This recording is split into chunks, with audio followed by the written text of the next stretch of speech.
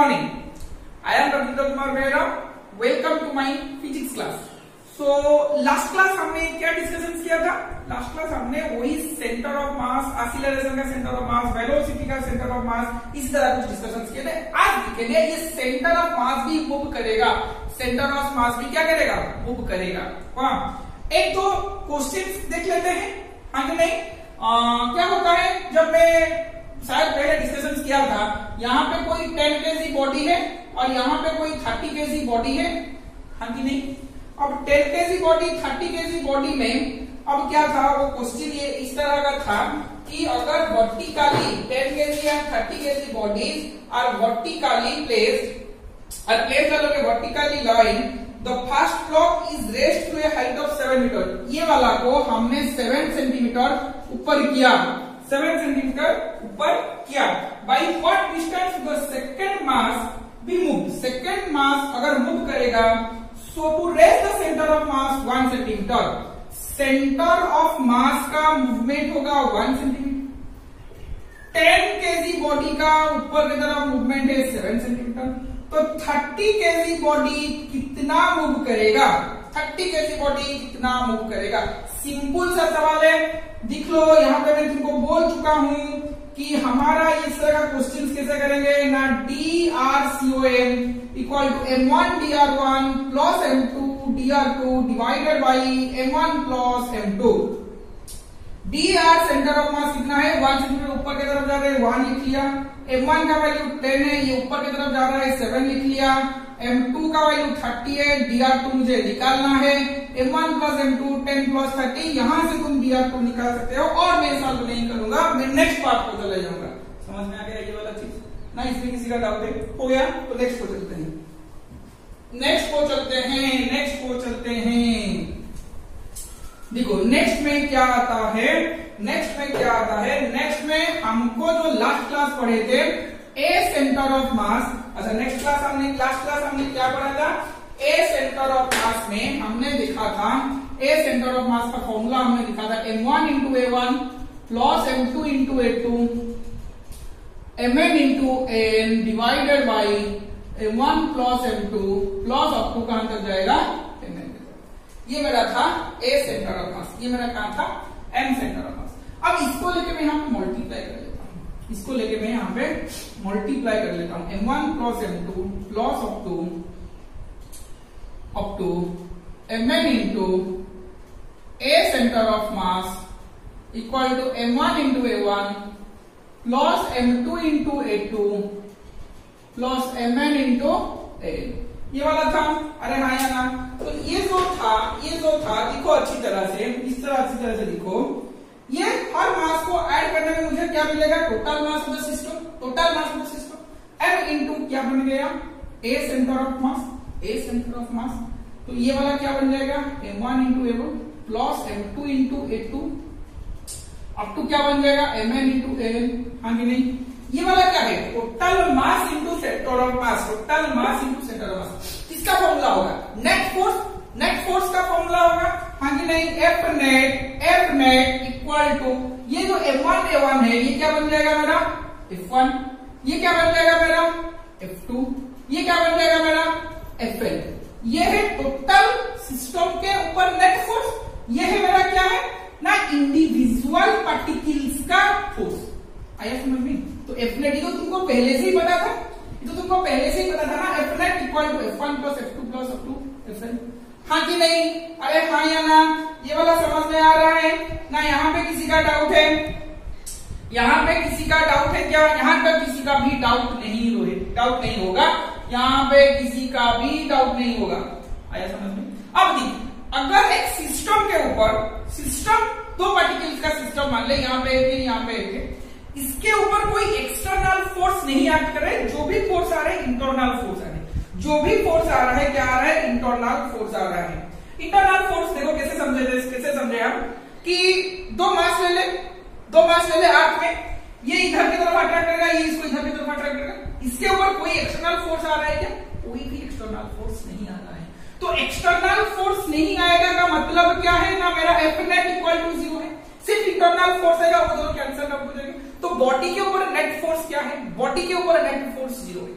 अच्छा, कभी ऐसे समझे हो क्या, बॉडी के ऊपर नेट फोर्स 0 आ रहा है फिर भी बॉडी मूव करेगा? बॉडी के ऊपर नेट फोर्स 0 आ रहा है फिर भी बॉडी मूव करता है। देखो हम यहाँ पे समझाने के लिए कोशिश करते हैं। F net इक्वल टू 0 आया, F net इक्वल टू 0 आया, तो मैं यहाँ पे फॉर्मूला लिखा m into a COM equal to 0। F net equal to 0 आया तो मैं लिखा m into a COM equal to 0।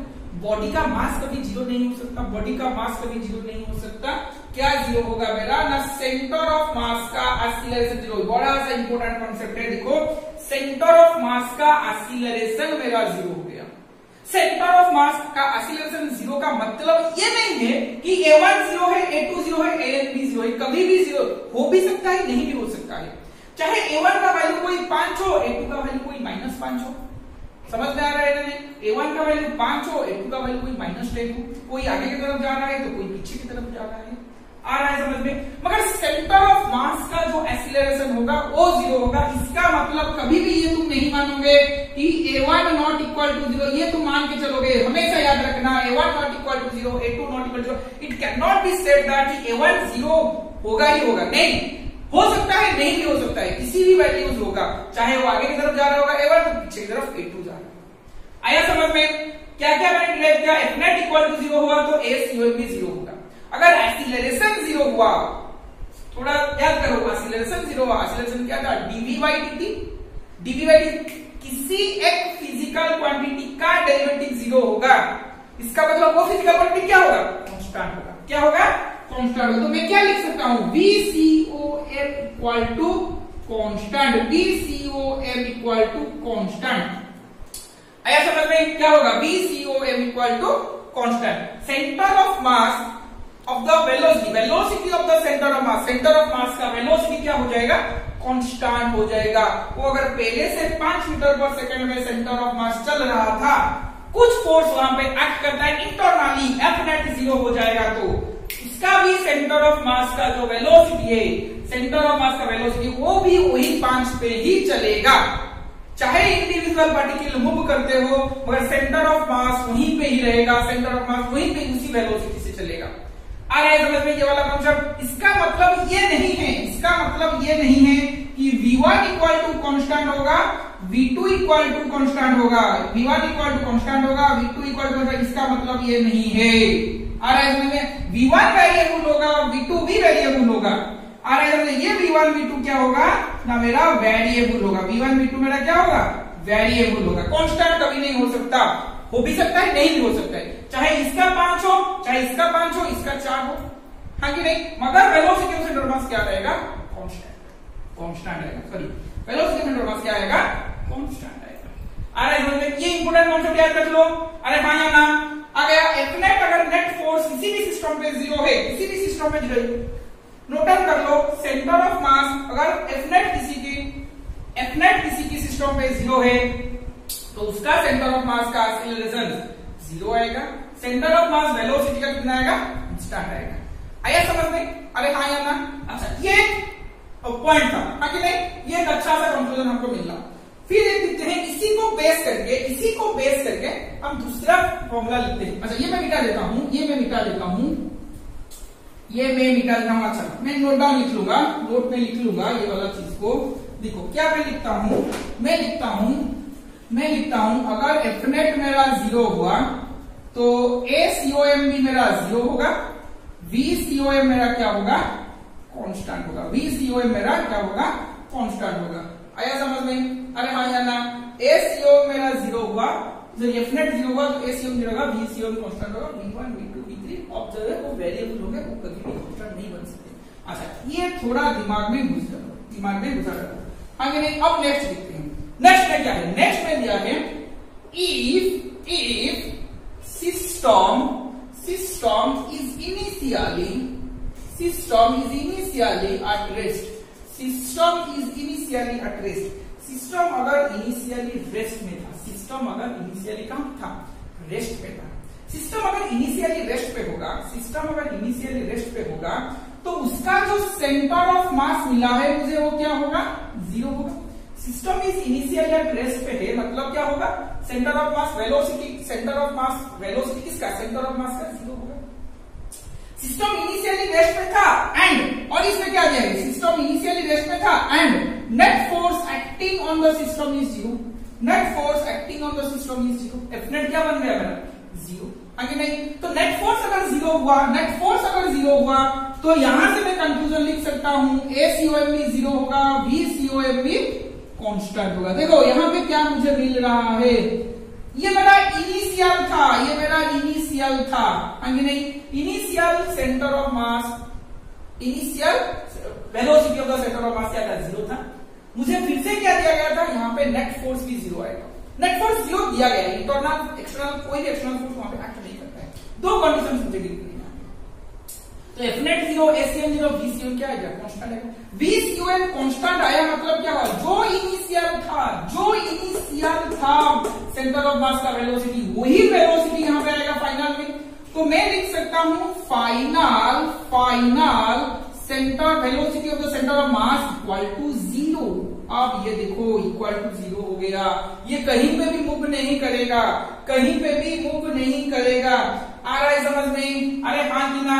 अगर वेलोसिटी 0 हो जाता है, वेलोसिटी 0 हो जाता है तो जो डिस्प्लेसमेंट वाला क्वांटिटी है क्या होगा, वो भी 0 हो जाएगा, कोई भी बॉडी कहीं पे भी डिस्प्लेस भी नहीं करेगी।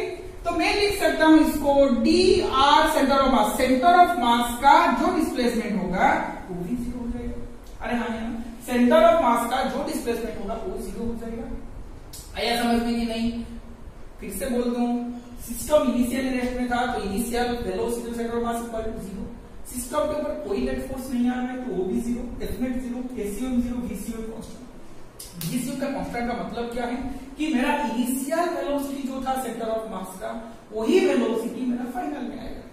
तो कांस्टेंट मतलब वही, इनिशियल में 0 था तो फाइनल में भी 0 आएगा। फाइनल में 0, वेलोसिटी 0 मतलब क्या है, बॉडी पूरा रेस्ट पे ही है, बॉडी डिस्प्लेस नहीं करे। कौन सा body, centre of mass, individual body का बात मैं नहीं कर रहा हूं। इंडिविजुअल पार्टिकल डिस्प्लेस करते रहेंगे मगर सेंटर ऑफ मास कहीं पे नहीं जाएगा, वो चुपचाप ही बैठा रहेगा। बहुत ही लेजी है ये सेंटर ऑफ मास, आया समझ में, बहुत ही लेजी है ये सेंटर ऑफ मास, ये हमेशा यहाँ पे चुपचाप बैठा रहेगा। आया समझ में, अरे हाँ या ना, d centre r centre of mass क्या आ जाएगा 0 आ जाएगा, हाँ कि नहीं। अब देख एक इंपॉर्टेंट कंक्लूजन, अच्छा देख हम ये नहीं बोल सकते अगर नेट फोर्स 0 हुआ तो ये होगा, ये दोनों का कंक्लूजन मिला के मैं बोल रहा हूं, ये दोनों का कंक्लूजन मिला के मैं ये ड्रॉ कर रहा हूं। मैं कभी भी ये नहीं कहूंगा अगर ये हुआ तो ये होगा, ये हुआ तो velocity centre of mass constant रहेगा, कुछ भी वैल्यू आ सकता है। अगर ये हुआ इनिशियल सिस्टम रेस्ट में था तो ये होगा। आया समझ में कि नहीं, अभी आ रहा है समझ में। अब देखिए इसको मैं क्या लिखता हूं, मुझे dr सेंटर ऑफ मास का फॉर्मूला पता है, m1 into dr1 plus m2 into dr2 divided by m1 plus m2, ऐसे ही लिखते ही जाऊंगा, इसे ही लिखते ही जाऊंगा। अब ये वाला 0 हो गया, ये वाला 0 हो गया, तो m1 into dr1 plus m2 into dr2, अच्छा इधर डॉट देता हूं, इधर डॉट देता हूं, प्लस ऐसे ही जाएगा। अब ये वाला कितना आ जाएगा, m1 प्लस m2 डॉट, इसे मल्टीप्लाई करूंगा तो ये वाला पार्ट 0 हो जाएगा लेफ्ट साइड में। तो मेरा सिंपली क्या आएगा कि m1 dr1 plus m2 into dr2 plus ऐसे जाएंगे mn इंटू drn में क्या आ जाएगा 0। ये इंपोर्टेंट कंक्लूजन मुझे मिला, ये इंपोर्टेंट कंक्लूजन मुझे मिला। आया समझ में, अरे हाँ या ना, समझ में आ गया। जो पहले वाला क्वेश्चन मैंने किया था उसी क्वेश्चन को तुम ये वाला कॉन्सेप्ट लगा के भी कर सकते हो, ये वाला कॉन्सेप्ट लगा के भी तुम कर सकते हो। आया समझ में, हाँ कि नहीं। सेंटर ऑफ मास अगर शिफ्ट होगा तो ये वाला कॉन्सेप्ट का यहाँ पे करेंगे। आ रहा है समझ में, अच्छा सा चीज है, अच्छी तरह से लिख लो। इसका छोटा छोटा न्यूमेरिकल हम करेंगे जो कि एससी वर्मा के बुक में है, हाँ कि नहीं। आ रहा है समझ में, तो ठीक है। अब देखते हैं, इसे नोट डाउन कर लो। अब हम नेक्स्ट को न्यूमेरिकल करेंगे।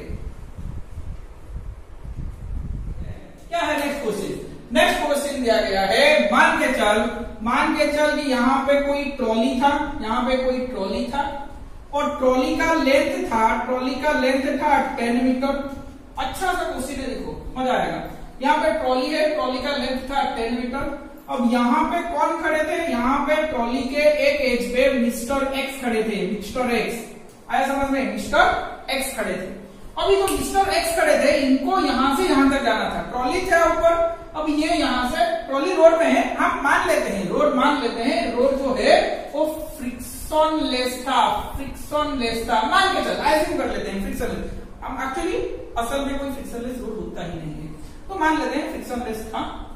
मिस्टर एक्स यहाँ पे खड़े थे और मिस्टर एक्स को यहां से चल के यहां तक आना था, मिस्टर एक्स को यहां तक आना था। आया समझ में? मिस्टर एक्स को यहां तक आना था। क्वेश्चन पूछा है by how much distance the trolley shifts if Mr. X comes to another corner, by how much distance trolley shifts, whether it will move forward or it will move backward. By how much distance the trolley shifts if Mr. X moves to another corner. का मतलब ये कितना metre दूर के चल जाएंगे? 10 metre. कितना दूर चलते हैं? 10 मीटर। हाँ कि नहीं? अब देख हम फॉर्मूला डायरेक्ट क्या डालेंगे? ये वाला फॉर्मूला डालेंगे M1 dr1 plus M2 dr2 equal to 0। अच्छा ये जो ट्रॉली का है, अच्छा मिस्टर एक्स का मास दिया गया है, मान के चल अच्छा 50 केजी दिया गया है, और जो ट्रॉली का मास है वो दिया गया है 70 केजी। ट्रॉली का मास है वो दिया गया है 70 केजी। आगे नहीं? अच्छा तो M1 dr1 plus M2 dr2 equal to 0 हम फॉर्मूला पुट करेंगे। ये फॉर्मूला पुट करने से क्या होता है? ये जो dr1 और dr2 है, ये जो डिस्प्लेसमेंट है ये किसके हिसाब से है? डिस्प्लेसमेंट ऑफ पार्टिकल 1 और डिस्प्लेसमेंट ऑफ द पार्टिकल 2 किसके हिसाब से है? याद रखो ये विथ रिस्पेक्ट टू ग्राउंड है, ये विथ रिस्पेक्ट टू ग्राउंड है। dr1 इक्वल टू ये वाला याद रख लो, नोट भी कर लो, displacement of particle 1 with respect to ground, displacement of particle 1 with respect to ground। उसी तरह dr2 displacement of the particle with respect to particle 2 जिसका भी dr1 dr2 हम निकालेंगे, डिस्प्लेसमेंट निकालेंगे, हम with respect to ground निकालेंगे।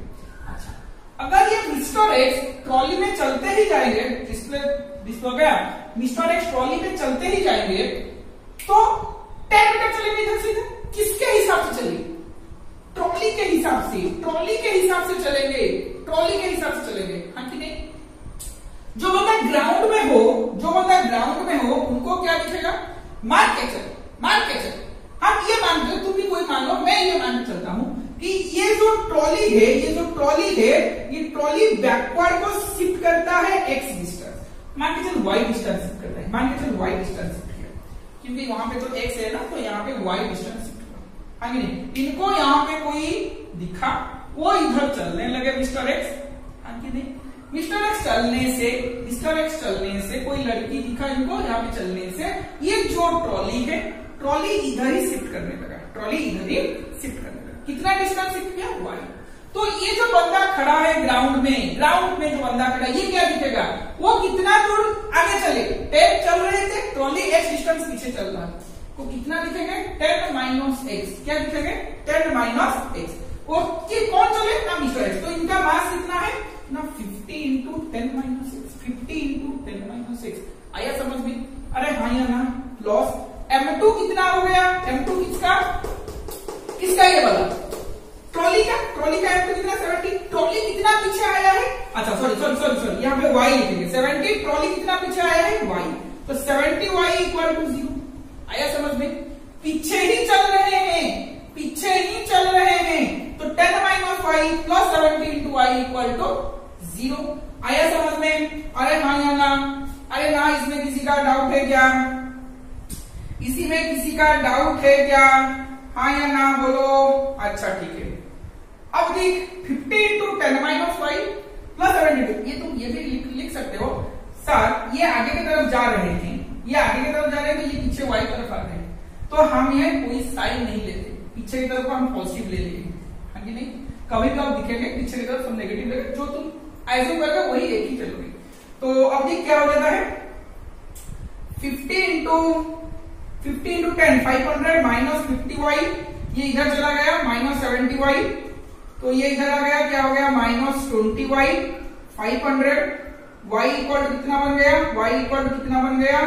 500 by 20 that is equal to 0 0 cancelled out, minus 25 metre. आया समझ में मैं क्या बोल रहा हूँ? आया समझ में? y इक्वल कितना बनेगा? y इक्वल कितना बनेगा? -25 मीटर, -25 मीटर। आया समझ में? माइनस बना का मतलब, माइनस जो बना उसका मतलब क्या है?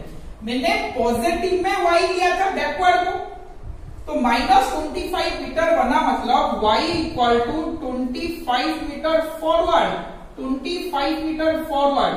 आया समझ में? y इक्वल कितना होगा आंसर? 25 metre forward. मतलब जब ये मिस्टर एक्स ये कॉर्नर से यहाँ कॉर्नर जाएंगे ट्रॉली में, तो उनका जो डिस्प्लेसमेंट होगा, ट्रॉली का जो डिस्प्लेसमेंट होगा वो आगे की तरफ 25 मीटर चलेगा। क्यों चलेगा? क्योंकि ट्रॉली का मास ज्यादा है। तुम ये खुद और एक क्वेश्चन लेके कर सकते हो, ट्रॉली का मास मान के चलो 30 केजी ले लो, ट्रॉली का मास 30 केजी ले लो। देखो कैसे आंसर चेंज होता है। ट्रॉली का मास 30 केजी लेने से क्या हो जाएगा? 30y हो जाएगा, हाँ कि नहीं? यहाँ पे क्या हो जाएगा? 30, ये इधर चलेगा 50, 50 माइनस 30 कितना हो जाएगा? 20। तो ये कितना आएगा? पॉजिटिव में आएगा।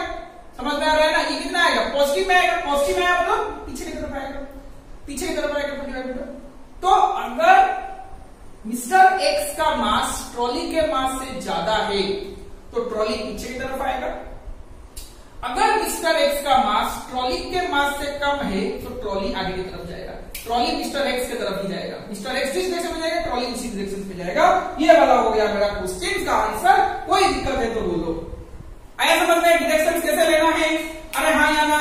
नेक्स्ट क्वेश्चन को चलते हैं, नेक्स्ट क्वेश्चन को चलते हैं। अब देखो और एक क्वेश्चन को ये तुम खुद सॉल्व करोगे। खुद क्या सॉल्व करोगे? मान के चल कि ये एक ट्रॉली है, ये एक ट्रॉली है, यहां पे मिस्टर माथुर बैठे हैं, मिस्टर माथुर बैठे हैं, हाँ कि नहीं? दोनों हाथ दोनों पैर से।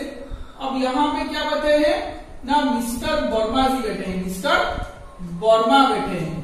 और मिस्टर माथुर का वेट है, मिस्टर माथुर का वेट है, मान के चल कि मिस्टर माथुर का वेट है 40 केजी, मिस्टर वर्मा का वेट है 60 केजी, और जो ट्रॉली का वेट है, ट्रॉली का वेट है मान के चल 50 केजी। अच्छा मिस्टर माथुर का वेट को हम थोड़ा 80 कर लेते हैं, हाँ कि नहीं? खुद सॉल्व करोगे, मैं नहीं करूंगा। दोनों क्या हुआ? अच्छा ये ट्रॉली का जो लेंथ है, ट्रॉली का लेंथ मान के चल 20 मीटर है, ट्रॉली का लेंथ है 20 मीटर, बहुत बड़ा ट्रॉली है, बहुत बड़ा ट्रॉली है, तो 20 मीटर है। क्या हुआ?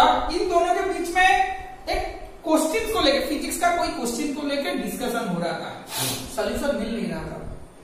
ये क्या सोचे? ये सोचे कि चलो हम आपस में आके मिलजुल के बात करते हैं, मिलजुल के। तो ये वाला सेंटर ऑफ मास को चले और मिस्टर वर्मा भी सेंटर ऑफ मास को चले। अच्छा ट्रॉली का 20 मीटर है, ट्रॉली का सेंटर ऑफ मास नहीं बीच में आएगा, हाँ कि नहीं? तो ये भी बंदे इधर चले, ये भी बंदे इधर चले। आया समझ में मैं क्या बोल रहा हूं? ये भी इधर चले, ये भी इधर चले।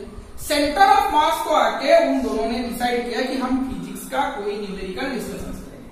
अब क्वेश्चन ये है, अगर ये दोनों if mister Mathur and mister Verma tries to go towards the center of mass, discuss the mechanism of a physics, mechanism of problem, then how much distance that trolley sits, how much distance that trolley sits। आया समझ में मैं क्या बोल रहा हूं? How much distance that trolley gives, just neglect the friction, neglect the friction। आया समझ में? How far does the trolley sits? आया? तो ठीक है, अब देखो कैसे करते हैं। वही वाला फॉर्मूला डाल दो। ये कहां तक जाएंगे? इधर चलेंगे। ये कहां तक चलेंगे?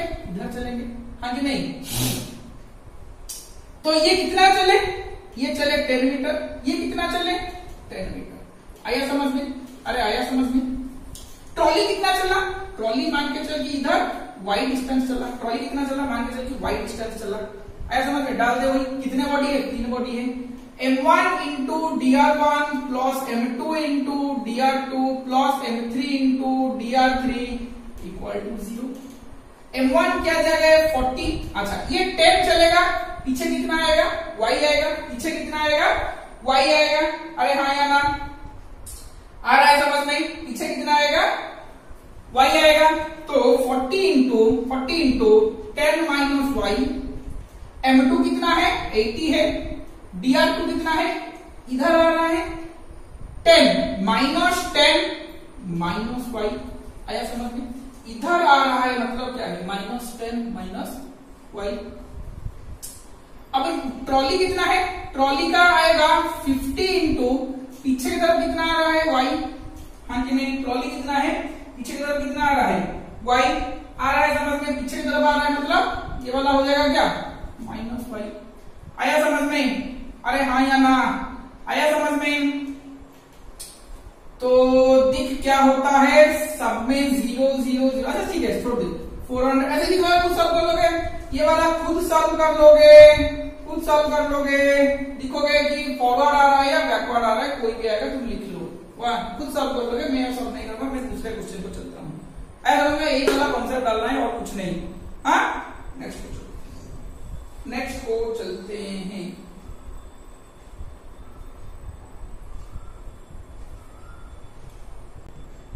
देखो यहाँ पे अगर ये, हाँ अच्छा ठीक है, थोड़ा गलती हो गया काम है, अच्छा ये वाला ठीक है।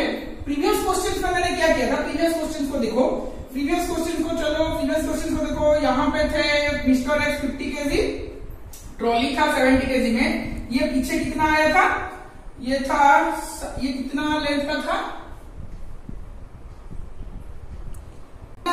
10 मीटर का इसका लेंथ, तो ट्रॉली का था, तो ये कितना आए थे, y आए थे। तो इसको मैंने क्या लिखा था, 50 इंटू 10 माइनस वाई प्लस ये वाला कितना लगेगा 70 इंटू वाई लिखा था, ये वाला -y करके सॉल्व कर लो, 70 इंटू -y करके सॉल्व कर लो, तो क्या बन जाएगा कि 50 इंटू 10 500 माइनस 50y, ये वाला बन जाएगा उधर पे जाके 70y, तो 500 आंसर भी चेंज हो जाएगा, 70y प्लस 50y कितना आ जाएगा, सॉरी मैं गलत बोल दिया था, 120y, तो y बन गया 0 0 कैंसल आउट, 50/12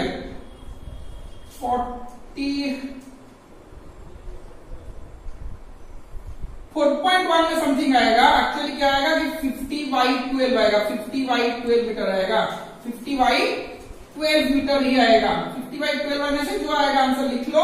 तो ये वाला पॉजिटिव में आ रहा है मतलब बोर्ड इधर ही शिफ्ट होगा, बोर्ड इधर ही शिफ्ट होगा, यहां से तुम चल के चलोगे यहाँ पे शिफ्ट होगा। तो मैं बोल रहा था मास के हिसाब से नहीं, इसी हिसाब से चेंज होगा, आगे नहीं, वहां पे बोल देता जिसका मास ज्यादा होगा वहां पे चेंज होगा, नहीं इसके हिसाब से ही चेंज होगा। आया समझ में, y इतना बैकवर्ड में ही चेंज होगा, बैकवर्ड में ही चेंज होगा। आया समझ में, अरे हाँ या ना, आ रहा है समझ में, ठीक है। अब ये दोनों क्वेश्चन हो गए, दोनों क्वेश्चन हो गए।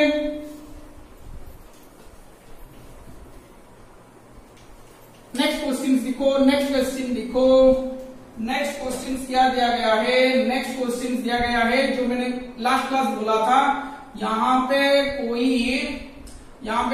ट्री है, ट्री में क्या है, एक रोप लगा हुआ है, ये जो रोप है यहाँ पे ऐसे हुआ है, हाँ कि नहीं, यहाँ पे रोप को हमने ऐसे क्या है क्रॉच किया है, तो यहाँ पे कोई तुम जैसा कोई आदमी यहाँ पे लटक रहा है, तुम जैसा कोई आदमी यहाँ पे लटक रहा है। Now the length of the rope is L, तुम्हारा मास कैपिटल M है, तुम चाहते हो ऊपर की तरफ क्या करने के लिए, उठने के लिए। अब ये रोप क्या होगा, तुम अगर ऊपर उठोगे तो ये रोप नीचे की तरफ आएगा, बोल रहा है तुम अगर जब ऊपर उठोगे, तो ये रोप कितना नीचे आएगा, ये रोप कितना नीचे आएगा। ऐसा समझ में, कितना नीचे आएगा, कैसे होगा ये वाला देखो, अच्छा आसान सा चीज है। क्या होगा अगर ये तुम ऊपर उठे, पूरा यहां से यहां तक जाने के बाद रोप कितना नीचे आएगा। आया समझ में, मान के चलिए रोप x डिस्टेंस, रोप y डिस्टेंस नीचे आया है विथ रेस्पेक्ट टू ग्राउंड के हिसाब से, तो ये ऊपर उठा तो m इंटू dr1 कितना हो जाएगा L minus y with respect to ground, L ऊपर उठोगे तो नीचे कितना आएगा, ये आएगा m into L minus y plus, अच्छा ये रोप का मास हम लेते हैं स्मॉल m, रोप का मास हम लेते हैं small m into small m कितना नीचे आया है y इक्वल टू 0, नीचे की तरफ आया है तो -y। आया समझ में, क्वेश्चन दिया गया है a rope of length L, a man is hung in the rope, he wants to climb the full rope, by how much distance that rope shifts downward, by how much distance the rope shifts downward if the man wants to cover total air distance, wants to cover air distance. तो मैं क्या formula डाला, m1 into dr1 plus m2 into dr2 equal to 0. Man का mass m है, रोप का mass small m है. रोप मतलब यहाँ पे कोई बैलून वैलून कुछ भी लगा लो, यहाँ पे बैलून लगा लो, हाँ कि नहीं, वो बैलून कितने नीचे आएगा, एक ही चीज है. तो यहाँ पे लगने से हो जाएगा. ये वाला खुद सॉल्व कर लेना, y निकाल लोगे यहाँ से. अरे हाँ या ना, हाँ या ना. अच्छा ठीक है, नेक्स्ट क्वेश्चन को चलते हैं. नेक्स्ट क्वेश्चन को चलते हैं. नेक्स्ट क्वेश्चन को चलते हैं. एक क्वेश्चन मैं लिख लेता हूं, खुद करोगे, खुद करोगे. मान के चल कि यहाँ पे कोई एक ब्लॉक है, यहाँ पे ये एज है मेरा, हाँ कि नहीं, ये एज है मेरा और यहाँ पे कोई ब्लॉक है. एज का मास कैपिटल है, ब्लॉक का मास स्मॉल है. ये डिस्टेंस दिया गया है 10 मीटर, ये डिस्टेंस दिया गया है 10 मीटर. जब ये वाला ब्लॉक पूरा स्लाइड हो गया यहाँ तक, बॉटम पोजीशन को आएगा, जब ये वाला ब्लॉक पूरा स्लाइड हो गया बॉटम पोजीशन को आएगा, तब मेरा ये एज, सॉरी यहां जब ये पूरा नीचे की तरफ आएगा, एज कितना मूव करेगा, एज कितना मूव किया होगा. ये इधर आएगा तो एज इधर चलेगा. मान के चलिए y डिस्टेंस चला, डाल देना m इंटू 10 माइनस y, ये इधर चल रहा है तो क्या हो जाएगा, प्लस m इंटू पीछे की तरफ जा रहा है minus y equal to 0. Sorry गलत लिख लिया, गलत लिख लिया, गलत लिख लिया. कौन जा रहा है इसका, देखो ये 10 मीटर आएगा नीचे तो ये y, तो ब्लॉक का मास हो जाएगा 10 minus y, net movement. Edge का क्या होगा, m into minus y equal to 0. इसका आंसर खुद कर लेना, इसका आंसर खुद कर लेना. हो रहा है समझ में, अरे हाँ या ना, समझ में आ गया ना, कोई दिक्कत है इसमें किसी को. अच्छा नेक्स्ट क्वेश्चन लिखते हैं, नेक्स्ट क्वेश्चन लिखते हैं. लास्ट क्वेश्चन है आज का क्लास का, लास्ट क्वेश्चन है आज का क्लास का. क्या दिया गया है, यहाँ पे एक बॉडी है, मान के चल की 50 kg है.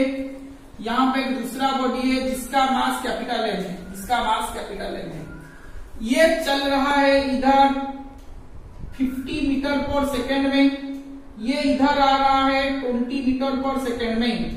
क्वेश्चन दिया गया है if the system is initially at rest, if the system is initially at rest, find and no net force is acting, and no net force is acting, find velocity of center of mass and value of capital M, and value of capital M, and value of capital M. System initially rest पे था, मतलब initial VCOM कितना था, 0. Final VOCM भी कितना होगा, क्योंकि यहाँ पे no net force, no net force and no net force, no net force. तो F net भी 0 हो गया, तो VCOM कितना हो जाएगा. अच्छा देखो F net 0 होने से रिकल करो कॉन्सेप्ट, A net भी क्या हो जाएगा 0, VCOM भी क्या हो जाएगा कांस्टेंट हो जाएगा कि नहीं, अरे हाँ या ना. तो सिस्टम इनिशियली रेस्ट पे था, इसका मतलब फाइनल VCOM कितना हो गया 0. इनिशियली 0 में था तो फाइनल VCOM, तो ये वाला आंसर मिल गया. मुझे M निकालना है. अगर मुझे पता है VCOM का फॉर्मूला है M1 into V1 plus M2 into V2 divided by M1 plus M2. VCOM 0 हो गया. M1 की जगह मैं लिख सकता हूँ 50 मूव कर रहा है 50 पे. M2 का वैल्यू M है, V2 का वैल्यू 20 है. ये वाला 50 प्लस M, ये वाला 0 हो जाएगा. तो 50 into 50 2500 plus 20M equal to 0. तो अच्छा ये वाला हमने माइनस लेना पड़ेगा, -20 लेना पड़ेगा क्योंकि ये इधर आ रहा है. तो -20 तो ये हो जाएगा -20. तो 2500 equal to 20M, M equal to 2500 cancel out 125 kg. आया समझ में ना, नहीं आया. M इक्वल टू 125 kg आ गया. तो ये वाला क्वेश्चन कैसे करते हैं, सॉल्व हो गया. उसी तरह एक्सीलरेशन का क्वेश्चन भी सॉल्व हो जाएगा. तो सेंटर ऑफ मास का जितना क्वेश्चन था, जितना कॉन्सेप्ट था, मैंने कोशिश किया है कि वो सारे दिखाने के लिए. अगर कहीं पे कुछ छूट गया होगा, कहीं पे कोई में छूट गया होगा, तो जरा वो वाला कमेंट सेक्शन में मुझे पूछ लेना. अगर कोई डाउट है तो कमेंट्स में भी कर लेना, आगे नहीं. अब नेक्स्ट क्लास में हम पढ़ेंगे क्या, एंगुलर वेलोसिटी, एंगुलर एक्सीलरेशन का कॉन्सेप्ट के बारे में. आया समझ में. तो आज के लिए इतना ही था सेंटर ऑफ मास का. तो सारे लेक्चर सेंटर ऑफ मास का खत्म हो चुका है. अगर कहीं पे भी कोई गलती से छूट गया होगा तो जरा बोल देना कमेंट्स आया? ठीक है, ठीक है, थैंक यू।